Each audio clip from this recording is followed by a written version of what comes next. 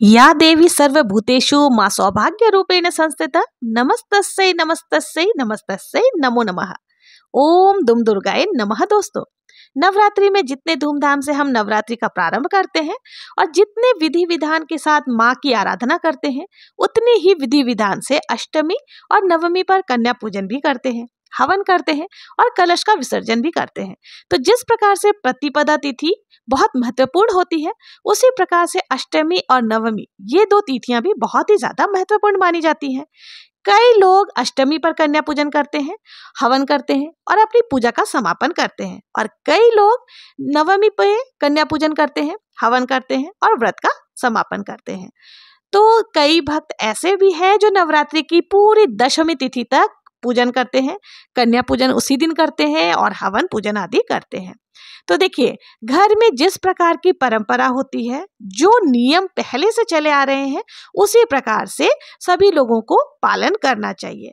आज की वीडियो में हम लोग जानेंगे कि शारदीय नवरात्रि की अष्टमी और नवमी कब मनाई जाएगी। अगर आपके यहाँ अष्टमी पूजी जाती है तो फिर आप कन्या पूजन कब करेंगे, और अगर आपके यहाँ नवमी पूजी जाती है तो फिर आपको कन्या पूजन के लिए शुभ मुहूर्त कौन से दिन प्राप्त हो रहा है।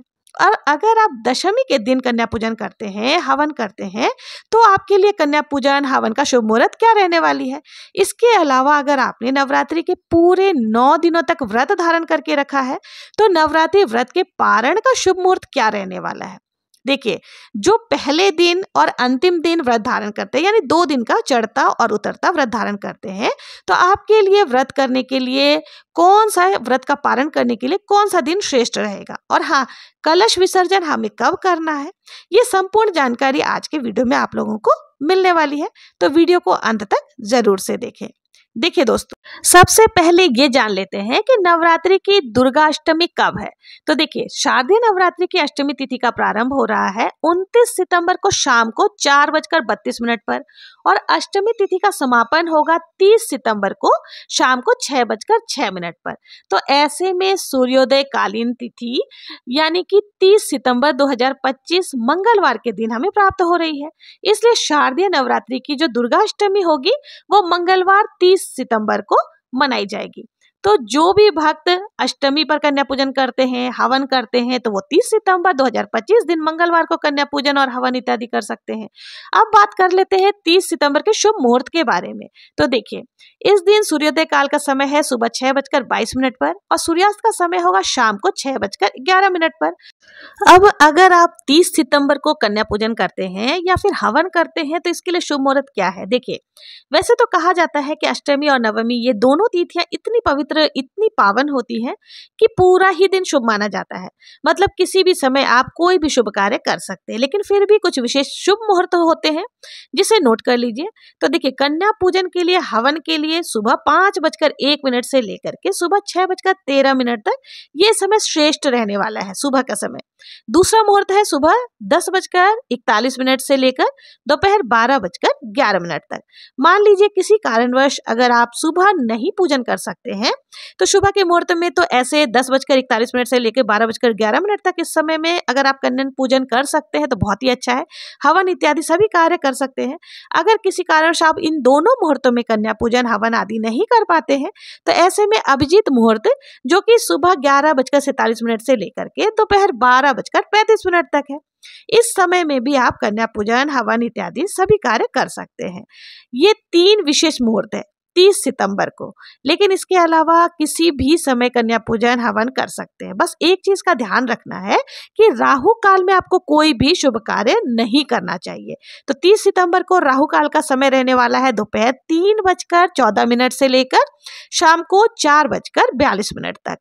इस समय में कोई भी शुभ कार्य आपको प्रारंभ नहीं करना चाहिए, लेकिन अगर आपने पहले से ही कोई कार्य शुरू कर दिया है तो आप कर सकते हैं, किसी भी प्रकार की परेशानी नहीं है।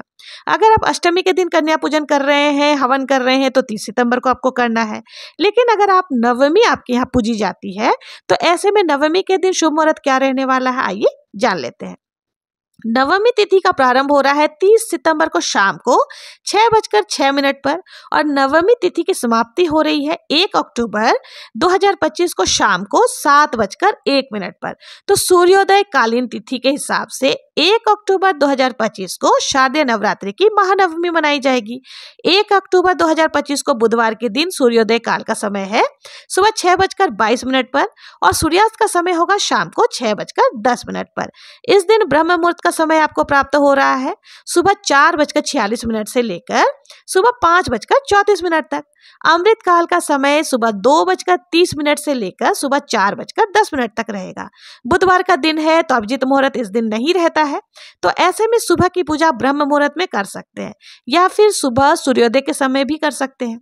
बात करें कन्या पूजन के शुभ मुहूर्त के बारे में तो देखिए इस दिन यानी कि बुधवार के दिन 1 अक्टूबर को सुबह 8:06 से लेकर पूरे दिन रवि योग रहेगा, जिसे बहुत ही ज्यादा शुभ माना जाता है। तो आप पूरे दिन में कभी भी कन्या पूजन, हवन इत्यादि कर सकते हैं। लेकिन फिर भी जैसा मैंने 30 सितंबर को आपके लिए शुभ मुहूर्त बताया, उसी प्रकार 1 अक्टूबर के लिए भी कुछ शुभ मुहूर्त हैं। इस समय आप कन्या पूजन, हवन इत्यादि सभी कार्य कर सकते हैं। तो 1 अक्टूबर को ब्रह्म मुहूर्त में भी आप कन्या पूजन कर सकते हैं। इसके अलावा 1 अक्टूबर को जो विजय मुहूर्त भी है, जो दोपहर में 2:28 से प्रारंभ होकर दोपहर 3:16 तक विजय मुहूर्त आपको प्राप्त हो रहा है। इस समय आप कन्या पूजन, हवन इत्यादि कार्य कर सकते हैं। मतलब ये थोड़ा विशेष मुहूर्त है। इसके अलावा पूरा दिन ही शुभ है। आप किसी भी समय कन्या पूजन, हवन इत्यादि अपने सुविधा के हिसाब से कर सकते हैं। तो देखिए समय को लेकर बहुत अधिक परेशान नहीं होना है। बस ये समझ लीजिए अष्टमी और नवमी पर आपके यहाँ कन्या पूजन करना है तो पूरा दिन ही बहुत ही ज्यादा शुभ है। बस हर समय आपको राहु काल का ध्यान रखना है। तो 1 अक्टूबर को राहु काल का समय रहने वाला है दोपहर में 12:16 से लेकर के दोपहर में 1:44 तक। तो इस समय जो है ना आपको कोई भी शुभ कार्य नहीं करना है, कन्या पूजन, हवन इत्यादि कार्य भी नहीं करना है। अब आइए जान लेते हैं कि अगर आपने प्रथम और आखिरी दिन का व्रत किया है तो आपको व्रत का पारण कब करना है। देखिए पहले दिन का व्रत तो पहले दिन ही करते हैं। बात करें अंतिम दिन की तो आपके परिवार में जिस प्रकार से अंतिम दिन की पूजा का विधान है उसी प्रकार से आप व्रत धारण करते हैं।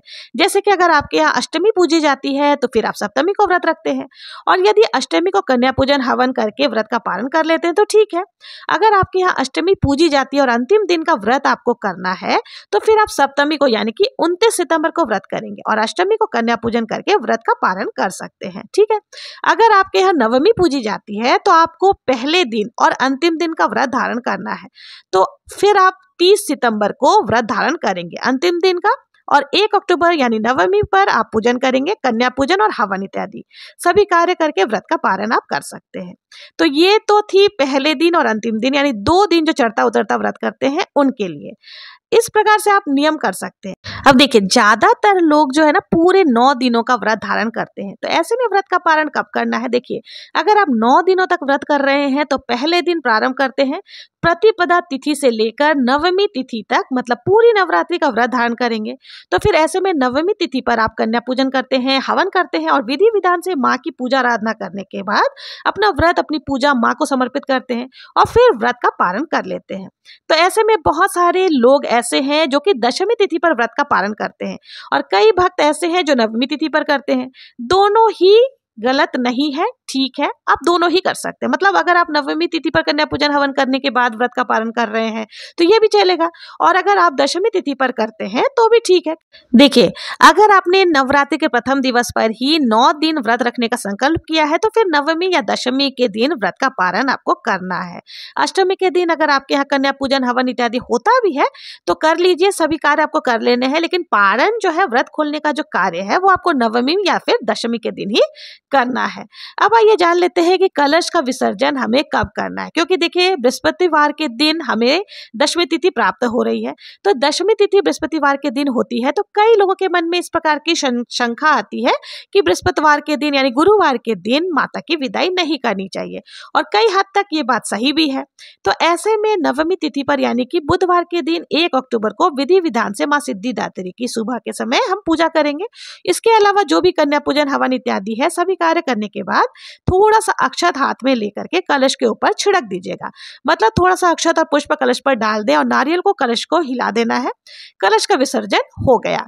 चौकी आपको नहीं हिलानी है, सब कुछ वैसे रहने दीजिए, क्योंकि शाम के समय 1 अक्टूबर को माँ सिद्धिदात्री की आराधना, शाम की आरती और जो रात्रि में हम मंत्र जप इत्यादि करते हैं वो सभी कार्य 1 अक्टूबर को हम लोग करेंगे। तो आप लोग चौकी मत हटाइएगा, चौकी हम नवमी तिथि को हटा सकते हैं। बस इतना सा कर देना है कि थोड़ा सा हाथ में अक्षत और पुष्प लेकर, जैसे कन्या पूजन हवन इत्यादि कर लेते हैं, तब व्रत का पालन करने से पहले थोड़ा सा अक्षत और पुष्प कलश पर डाल दें और नारियल को हल्का सा हिला दें। तो ये कलश विसर्जन का नियम जो है वो पूर्ण हो जाएगा। सभी देवी देवताओं से हाथ जोड़कर प्रार्थना कर लीजिए कि जो भी देवी देवता आपके घर में विराजित है, पूजा में सम्मिलित हुए हैं, सभी देवता यथास्थान अपने स्थान को पधारे, अपने लोक को पधारे। और जब आप फिर से पूजा आराधना करते हैं, कोई भी अनुष्ठान करते हैं, तो आपके घर में सभी देवी देवता फिर से आकर आपकी पूजा को संपन्न करें। इस प्रकार से प्रार्थना करके आपके कलश का विसर्जन हो जाता है। तो दोस्तों, ये थी कि अष्टमी और नवमी यानी कि कन्या पूजन हमें कब करना है, विसर्जन कब करना है, शुभ मुहूर्त क्या रहने वाली है, ये तमाम जानकारी। अगर आप लोगों को ये वीडियो पसंद आई हो, जरा भी यूजफुल लगी हो, उपयोगी लगी हो, तो प्लीज कमेंट में जय माता दी जरूर से लिखें। और अगर अभी तक मेरे चैनल को सब्सक्राइब नहीं किया है तो सब्सक्राइब करें, ज्यादा से ज्यादा लाइक और शेयर जरूर से करें। मिलते हैं नेक्स्ट वीडियो में किसी और पूजा विधि के साथ। तब तक के लिए जय माता दी।